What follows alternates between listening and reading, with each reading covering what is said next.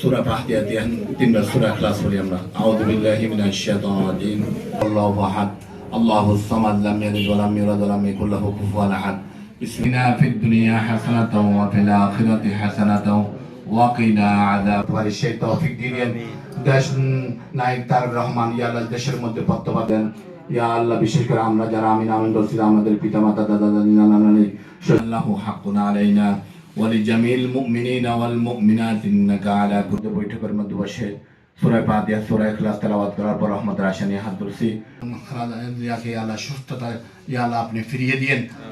আমাদের উপর হায়াত আছেন, আপনি কুদরতি হাতে ইয়া আল্লাহ তাকে শাফায়ে কামাল আজরা দান করেন।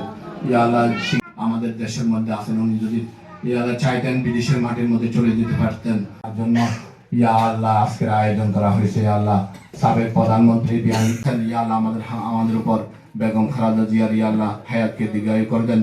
শাহিদা করে সাবেক প্রধানমন্ত্রী বেগম খালেদা জিয়াকে ইয়া আল্লাহ আপনি কুদরতি হাতে গুরুতর অসুস্থ, তার জন্য আমরা দোয়া মাহফিল করছি। আল্লাহর রহমতের নিঃশ্বাসে কোনো বিশ্বাস নেই, হায়াতের কোনো গ্যারান্টি নাই। মালাকুল মউত যখন মৃত্যুর বিছানাকে 5 ওয়াক্ত নামাজ পড়ার জন্য তৌফিক দিয়ে দেন। আমাদের সংসারকে আমরা সুচারুরূপে গুছাতে পারি সেই তৌফিক করিয়েন। ইয়া আল্লাহ আমাদের প্রত্যেককে হায়াতে তৈয়বা দান করেন।